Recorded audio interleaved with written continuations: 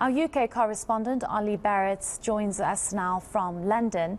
Olly, I'm wondering what the mood is like now where you are. It's starting to get a little later now, and we've seen thousands of people converge outside Buckingham Palace as well as at Balmoral, where they can actually go and pay their respects. What's it like where you are?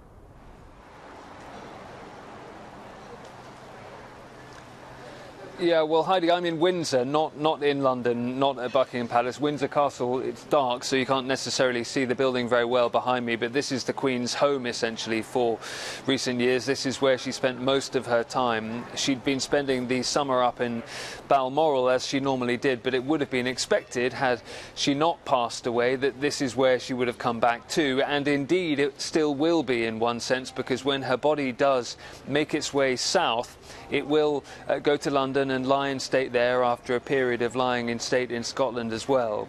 And then after the funeral, the Queen will be buried here at Windsor Castle, which is half an hour or so outside of London, and she'll be buried alongside Prince Philip, as she always wanted to make sure that she was. Here, the mood has been interesting to watch. When the news was confirmed about the Queen's death, people started really just walking towards the castle. They clearly felt that it was somewhere to go, somewhere to pay some respects, lay some tributes perhaps. Some people were clutching flowers. There were people in tears. There were other people who were treating it all in a bit more of a light-hearted, optimistic and positive way, and paying tribute rather than being overcome with emotion. But there have been lots of emotions here today here in Windsor. This is a town that really feels an incredibly close connection to Queen Elizabeth II because of the huge amounts of time that she spent here over the 7 decades that she was on the throne. So lots of people have been coming out to pay their respects.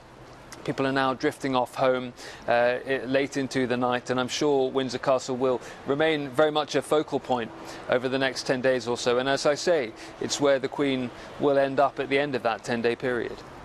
Certainly. I want us to speak about the Queen and who she was, the legacy that she's going to leave behind, and what's possibly going to happen moving forward. And I want to speak specifically about the fact that she ascended to the throne at the age of 25, not really thinking or wanting to actually be queen. It almost just happened because of circumstances in her life, her father dying unexpectedly, her uncle deciding to marry an American divorcee. So that, of course, had a big impact on her father becoming king. But the legacy that she leaves behind, and moving into this position as queen at such a young age.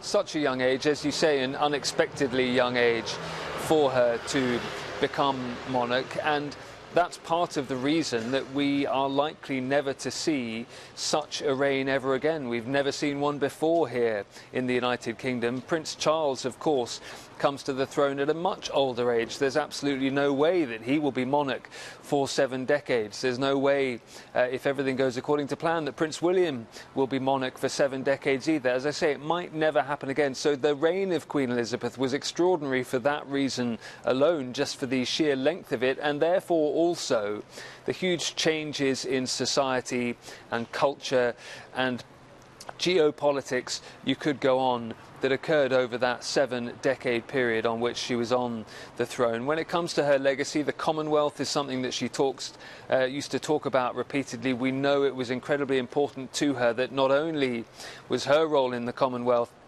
to build it up, she felt, but also she believed that would be one of her legacies that she would pass on to Prince Charles and Prince William. She's always been very keen that that particular organisation is something that continues to work together and continues to see growth and continues to see ties boosted all around the world in different ways. Now, there are more controversial elements, of course, to the legacy of the Queen, being the monarch of the British royal family and all of the connotations of empire that go with that, and the process, of course, that she oversaw the end of the British Empire.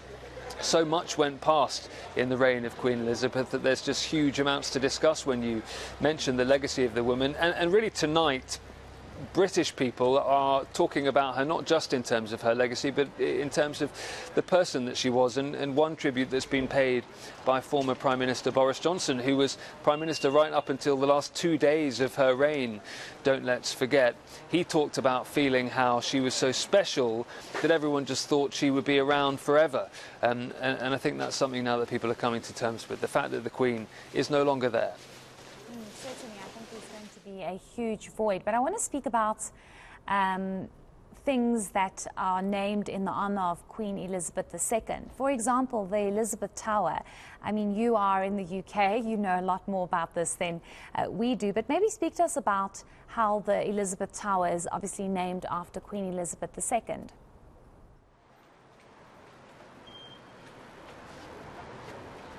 So many things named after Queen Elizabeth II, from the Elizabeth Tower to streets up and down the country.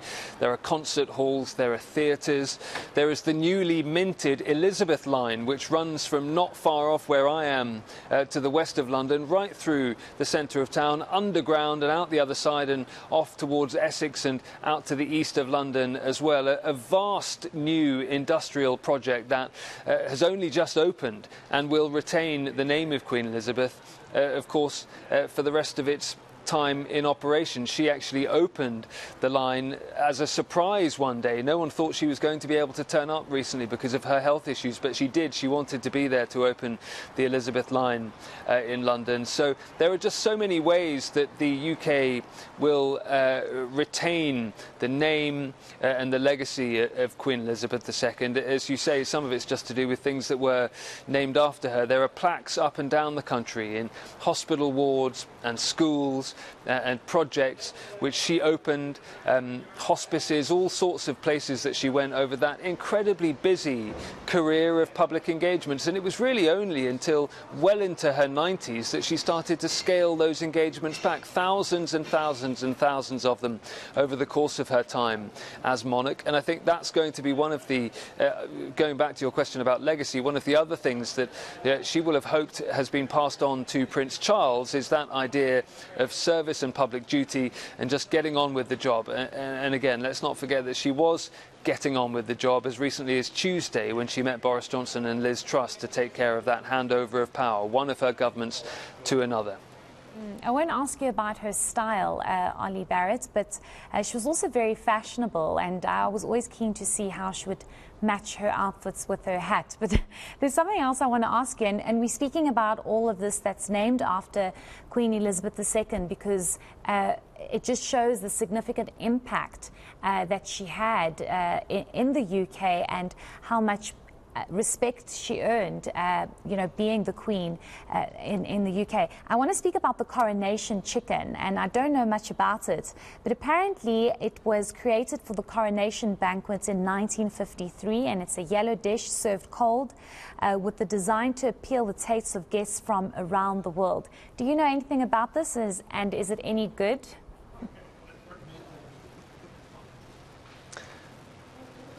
It's considered quite sort of 1970s, 1980s, that kind of dish. It was around a lot when my parents were cooking and having parties for their friends, and it's sort of sweet and considered a little bit of a corruption of perhaps some better dishes that have been put together overseas. But again, it was just another example really of the way in which Queen Elizabeth's reign brought together such a melting pot of people and culture and lifestyle here in the UK. And her fashion, absolutely everything she wore seemed to be colourful, and often the colours that she chose were related to the events that she was going to, or a particular time of year, or whatever it might be. Always closely watched what the Queen was wearing, and she did, particularly in her later years. It seemed to get even brighter and brighter as she got older in terms of the clothes that she was wearing. And I should just tell you that tonight, in terms of what's happening now, Prime Minister Liz Truss has been meeting with cabinet ministers and officials from organisations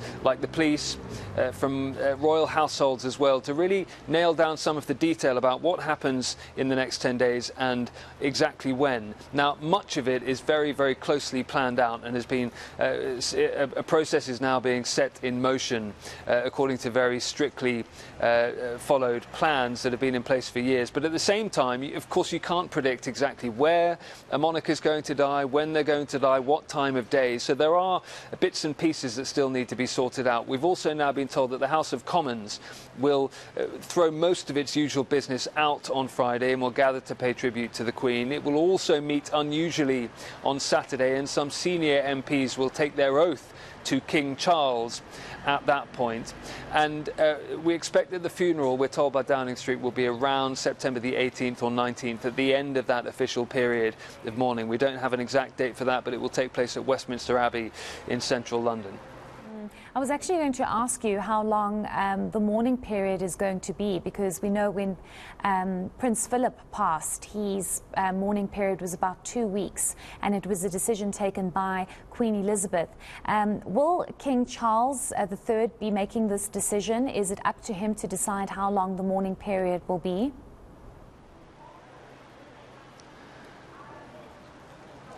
Those plans are really already in place, and we were told by the government today that the official period of government mourning, when things like flags are flown at half-mast, will last 10 days, just about 10 days, and so that takes us to around the 18th or 19th, essentially just after the funeral. And so yes, Prince Charles will be involved in some of the decision-making process at the moment, but as I say, a lot of the details already been decided many, many years ago, and officials get together several times a year just to refine and tweak things if they think they need to for whatever reason.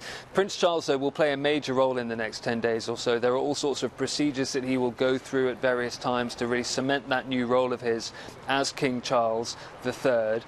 He's also going on a tour of the United Kingdom. He will be showing up in all of the 4 nations of the UK, effectively, so that the citizens of the United Kingdom can meet their new monarch, can see their new monarch, and can be, and that he can be seen to be visiting all corners of the United Kingdom. So it'll be a busy 10 days or so ahead for Prince Charles, King Charles now, I should say. That's going to take some getting used to. But then, of course, he's got an incredibly challenging role. How do you follow Queen Elizabeth II and her 70-year reign? Certainly, I don't know how one could possibly follow somebody's 70-year reign. But we'll just have to see how that unfolds, and we'll definitely be keeping tabs on that. Thank you so much for your insights. That's our correspondent, Olly Barratt in London.